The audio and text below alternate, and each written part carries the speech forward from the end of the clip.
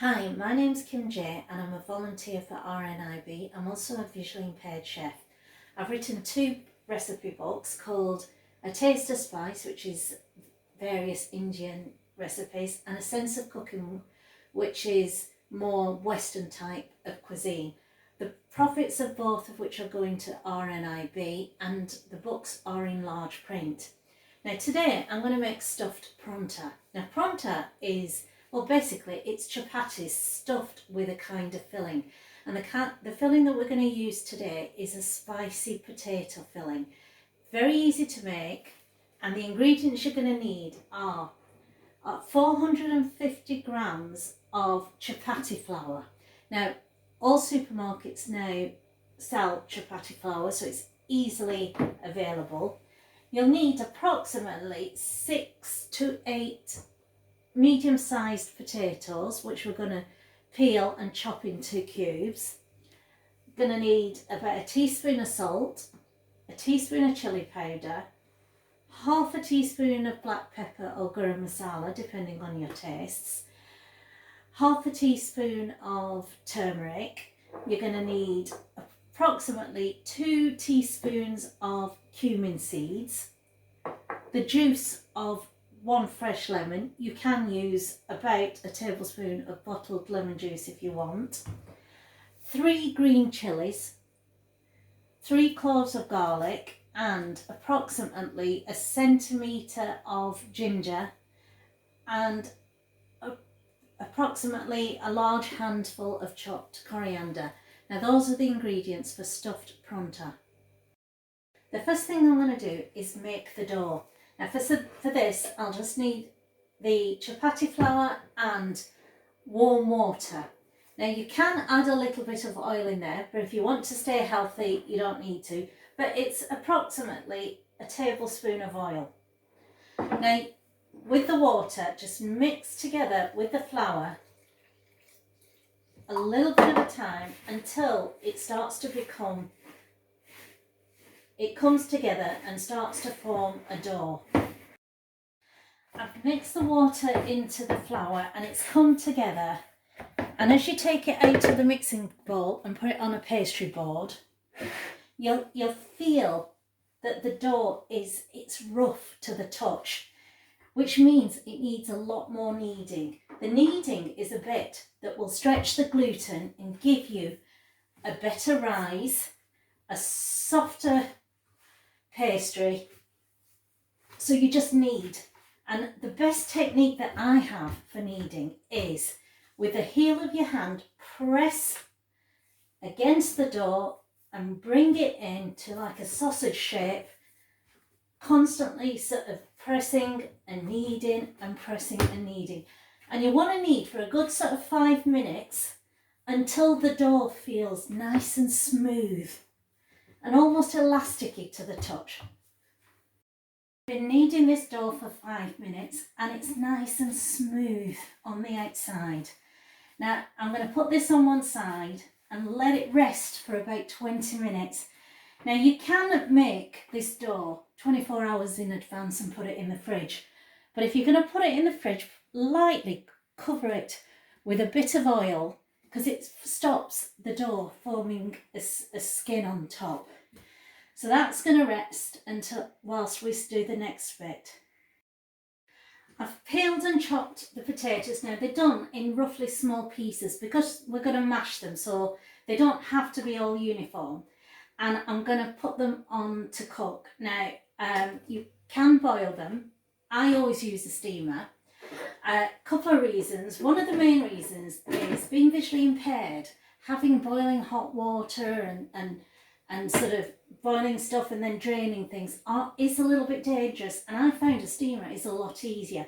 You're not messing about with hot water everywhere, you're not going to spill it all over you, very easily available. And the other reason is, especially when you do vegetables and potatoes, you keep all the nutrients in your vegetables, which is definitely a benefit. So I'm going to cook these potatoes until they are soft, and when you put a knife through them, they literally break. I've cooked the potatoes until they are soft, And I'm now mashing it up until it is absolutely perfectly smooth. Now once that's been done, we're going to add in some of the other ingredients. Approximately a teaspoon of salt, a teaspoon of chilli powder, less if you don't like it hot, half a teaspoon of either garam masala or black pepper, half a teaspoon of turmeric,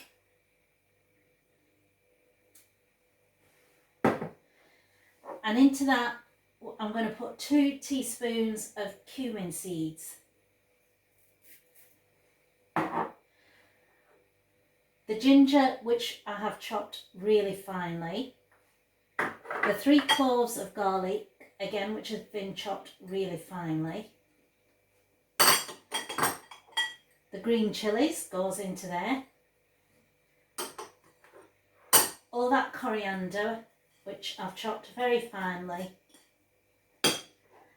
And only half of the lemon juice that you squeezed. Now stir that all in until it is thoroughly mixed up. Stirred it all in, and what I'm going to do is I'm going to test the spices and the salt. Now it's best to do it at this stage. Perfect. For me, it needs just a tiny bit more salt. And again, a tiny bit more lemon juice. Now because this stuffing is going in the centre of the pastry, it does need that little bit of extra spice and extra bit of salt, because it will then all meld together properly. Stir it all in and we go to the next stage. On a pastry board, I've got that dough that we've made and I'm just kneading it again. Now, if a little bit of crust has formed on top, don't worry, just knead it back into the dough and it's fine. Now, I've got a plate, or you can have a tray, and I've just sprinkled a little bit of flour onto it. And with this dough, what I'm going to do is I'm going to prepare the balls that I need to make this dish. Now, you get a small handful of dough in your hand and you roll it into a ball. Now, the ball is approximately, we think, about 2.5 centimetres wide and about just under a centimetre thick. Roll it into a ball and keep doing that with all the rest of the dough. I've rolled out all the doughs into several smaller balls. Now, there are different techniques on how to stuff paratha, and I'm going to show you which is the easiest one if you're a beginner or if you're visually impaired. Now, I've took one of the balls, and what I've done is I'm gently flattening it out with the heel of my hands at the side until it's like a flat circle. And on a pastry board with a rolling pin, I'm going to roll it out until it's round. Now, you're rolling it until it's about, I'd say about 7 centimetres big. And then you get another dough ball and doing the same thing, slightly flattening out with the heel of your hands just on the edges of the ball rather than the centre. That way you retain all the air, and then you roll that out as well. So now you've got 2 basically chapati circles, approximately 7 centimetres to 8 centimetres wide. Now what I do is with that potato mixture, I put a heaped tablespoon of the potato mixture in the centre on top of one of those circles that I've just done. Now when you start this, the first one is always a little bit difficult to do. So the easier method is you put the second circle on top of the potatoes and the other one. So basically the potatoes are stuffed between the 2 circles, and you gently go around the edges and pinch in the sides. Now you do this, especially if you're a beginner, in order to try and keep the potato mixture in the Paratha rather than all squeezing out, which it does do, by the way, so don't worry if that happens. Now I'm going to lightly flour the top of this Paratha, and with a very, very gentle hand, make sure it's really gentle, just roll it out. It doesn't need much pressure. If you put too much pressure on, the potatoes escape from the side, and if it does, it doesn't matter, it's perfectly fine. So you basically, as you're rolling, you can feel the potato mixture spreading to the edges, and you roll it out until it's a circle, approximately 2-3 millimeters in depth. And again, the size of it doesn't really matter. You can have it thick or you can have it thin. And now we're going to fry this on the hob. Right, now I'm going to show you how to cook the prontas. Now what we need is a frying pan, which I put on the hob at a medium heat. You're also going to need a fish slice and or a pair of tongs. Now normally when we cook prontas or chapatis, we make them on what's called a tawa, which is a flat griddle. But to show you that it works just as well in a frying pan, I'm going to use a frying pan for this. Now one of the requests I get is, how do you make a chapati? And I'm going to show you that just before I show you the pronta. With the same dough that we've used with the pronta, I've rolled out a circle approximately 10 to 12 centimetres in diameter, and it's about just over a millimetre in width, in depth. And on the frying pan I am going to put this circle. Now normally we would use our hands, and we would actually use an open flame to cook the chapati on, but I'm not going to do that because it is dangerous, especially if you've never done it before and you're visually impaired. So instead of cooking it on the open flame, I'm going to use a tea towel. Make sure it's a fresh, clean tea towel. Now, as the chapati cooks, if you feel the top of it, you can feel it harden, so it's not as pastry. Once you feel it harden, you just flip it over onto the other side. Now make sure the heat, it is at a low to medium heat.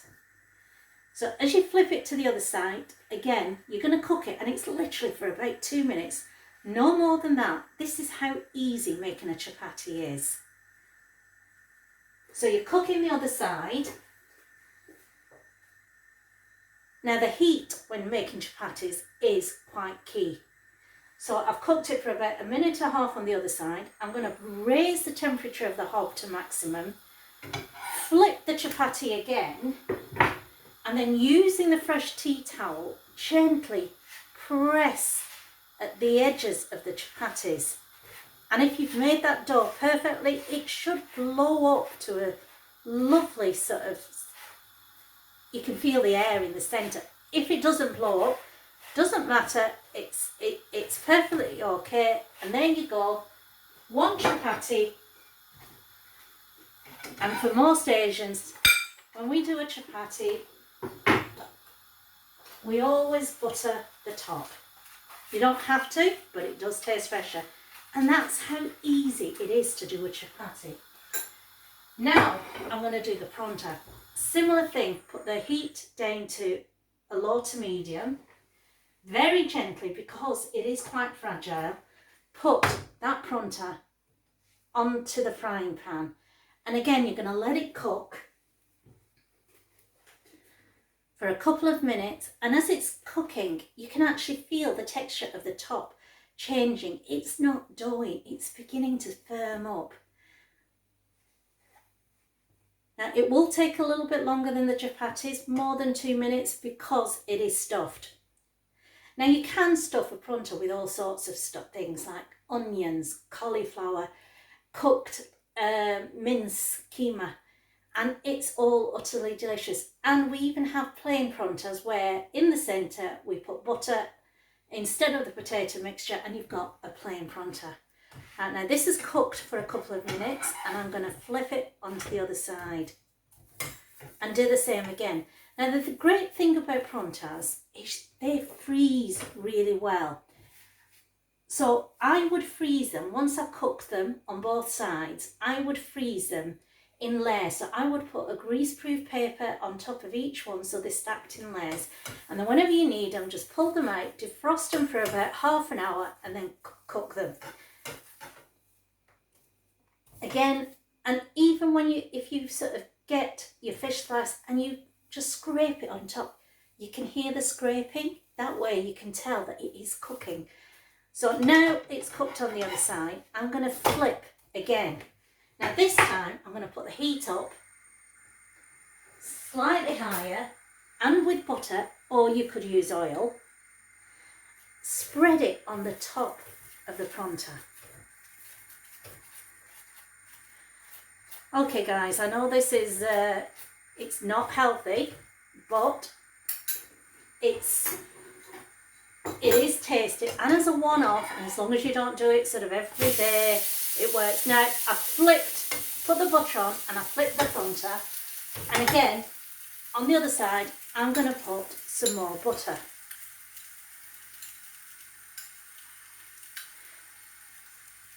Now if you've got a family and you're doing this not just for yourself but for others, the best thing to do is cook it without frying it, stack it up, and then when you want to serve it, just fry it up one at a time, and it's a lot faster, and you've done all the rolling and everything's done.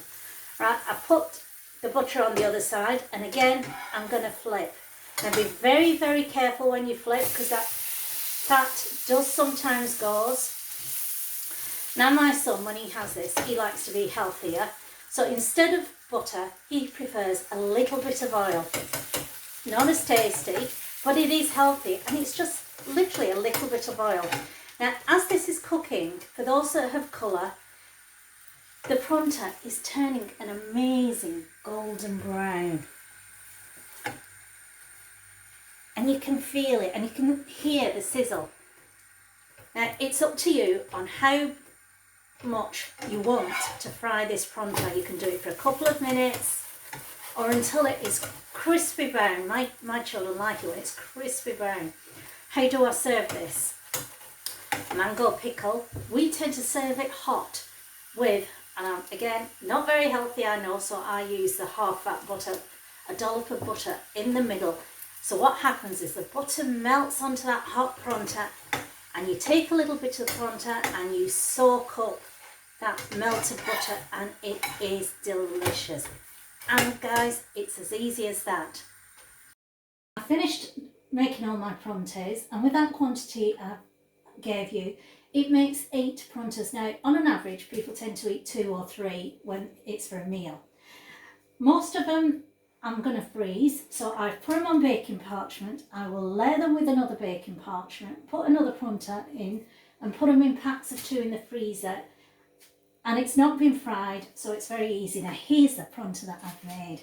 It is crisp, it's golden brown, and this is how we would eat a stuffed pronta. A little bit of butter on the middle, and if you want a little bit of mango pickle, break a little piece off, and the pastry is crisp and crumbly, and you just,